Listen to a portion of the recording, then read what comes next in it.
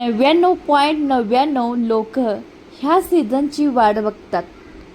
त्याचं कारण म्हणजे काय हो? आंबा. आणि त्याच्यापेक्षा भारी म्हणजे आंब्याचं गारगार आमरस हो. आमरस आणि मऊ लुसलुशीत रुमालासारखी गरम गरम चपाती, ह्या दोघांचं कॉम्बिनेशन म्हणजे लैला आणि मजनू. जय वीरू. काय काय कशा कशाचं तुम्हाला सांगू. असं हे कॉम्बिनेशन किंवा असाच हा गार आमरस पिण्यासाठी ना हा सीझनची ना वाट बघावी लागते. आता म्हणायला गेलं तर 12 महिने आंबा आहेत, पण जे उन्हाळ्यामध्ये जे आंबे येतात आणि त्यापासून जे आमरस तयार होतं ना, अगदी मस्तच बरं का. तर आज आमच्या घरामध्ये सीझनमधला पहिला आमरस करायला घेतला आहे. काही दिवसापूर्वी ना आंब्याचे दर अगदी भयानक होते. 3000 डझन, 4000 डझन, आता कुठंशी 1000 डझनला आला आहे. त्यामध्ये आम्ही अर्धा डझन आंबे आणून ना हे छान असं मस्त गार आमरस तयार केलं आहे. करायला घेतला आहे 3 वाजता संध्याकाळी खाण्यासाठी. म्हणजे थंड झालेल्या आमरसाची चव आहे ना वेगळीच लागते. तर आमरस करण्यासाठी आंबे आहेत ते स्वच्छ पाण्याने धुवून घ्यायचे. वरचं टोक आहे ते काढून घ्यायचं. पहिल्या काळी ना आजी वगैरे आमरस करायची ना, त्यांच्या बाजूला बसून जी कुई आणि जे सालपट असतं ना हळूच आपली आजी द्यायची ना, ते आमरसापेक्षा आणि सगळ्या गोष्टीपेक्षा खूप चवीला भारी लागायची बरं का. पण आता जाऊ दे, आजी कुठली आणायची आणि काय, ठीक आहे आता आपणच आमरस करूया ना, आपणच खायचं. तर असू दे, तशीच आजीची आठवण काढत माझी मुलंसुद्धा बाजूला उभी होती. तर आजी राहू दे, मीच आज आजी होते आणि त्यांना हे आंब्याची कोय देते. पण 12 पुढेच्या ऐकतात कुठं, एवढं कुठं घेतात. मोठं आहे ते त्यातलं तर आणून नेलं आमच्या मुलग्यानं.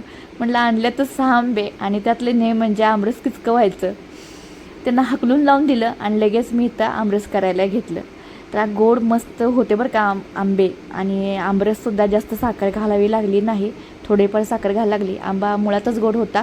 जरा उशीरनं आल्यामुळं आंबाची चवसुद्धा चांगली झाली आहे. आणि महाग असले की आंबे त्याला चवसुद्धा जास्त असते. स्वस्त झालेल्या गोष्टीला चव कमी असते का की त्याची किंमत नसते असं म्हणतात, तसंच गोष्ट आहे. तर काय करायचं, पहिल्यांदा ना चमच्यानं किंवा सुरीच्या साह्यानं ना गर काढून घ्यायचा. मदत करण्यासाठी माझी मुलगी होती. आणि थोडंसं म्हटलं लईच महागातला आंबा आणल्यात म्हणून आजीची पद्धत वापरून कुईसुद्धा चांगलं पाणी घालून घालून चुळून घेतली आहे. हा पार्ट दाखवला नाही, काही लोकांना आवडणार नाही कारण की ही काय किवचून करते वगैरे. पण पहिल्याची काळी असंच करायची, किवचून वगैरे करायची पाणी वगैरे घालून. त्यामध्ये साखर घातली आहे, दूध घातलं आहे 1 ग्लास भरून, सूंठ पावडर घालायची, विलायची 4 घेतल्यात सोलून त्यामध्ये घालायचं. जायफळ थोडासा तुकडा, जास्त घालायचं नाही तर आमरस पण घरातली माणसं झुकतील डाराडूर. ते सगळं छान असं बारीक करून घ्यायची, विलायची आणि जायफळ, सूंठ पूड घातली आहे. तर एवढंच आम्ही इथं घालतो, तुमच्याकडे काय घालतात आणि सांगा. आणि ही घातलं आहे ब्लेंडर आणि ब्लेंडरच्या साह्यानं छान असं हे आमरस बारीक करून घ्यायचं किंवा मिक्सरमध्ये घालून फिरवून घेतलं तरीसुद्धा चालतं. काही पहिल्याच्या काळी ना गूळ आणि आंबाचं चांगलं असं मिक्सर केलं तर काही लोकांना गुटळ्याचं आमरस आवडतं.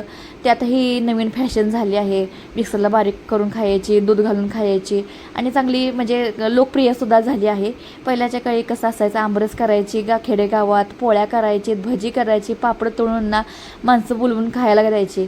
आता हाय ते 4 माणसाचं जेवण करायचं होईना बायकांना आणि ते आणि कवा करायचं. तर ठीक आहे, असू दे. आणि हे झालं आहे आपलं मस्त ह्या सीझनमधलं पहिल्या आमच्या घरातील आमरस. खूप छान टेस्टला लागलं होतं. तुम्ही कशा पद्धतीने करता ते मला कमेंट करायला अजिबात विसरू नका. काय नाही, तर आमरस तयार करून फ्रीजला ठेवलं, गरमागरम चपात्या केल्या, हुलग्याची आमटी केली, कोबीची भाजी केली आणि काय म्हणताय घरातल्याने आमची चपातीवर चपाती ओढत होती बरं का. कारण आमरस इतकं भारी झालं ना आणि थंड झाल्यावर तर लयच भारी लागतं. असंही गार्लिशिंगला केलं, असं काय तुम्ही करू नका. हायरचं सिम्पल प्या. तर असंच आमरसची ग्लास पेना असाल तर असं काय तर डेकोरेशन प्या. तर ही रेसिपी कशी वाटली ती नक्की कमेंट करून सांगा. आणि आपल्या सोनालीला जाता जाता सबस्क्राईब करायला अजिबात विसरू नका. असंच आपलं चॅनल पाहत राहा आणि पिऊन बघतं आणि खाऊन बघतं म्हणायचं भारीच की ओ. धन्यवाद.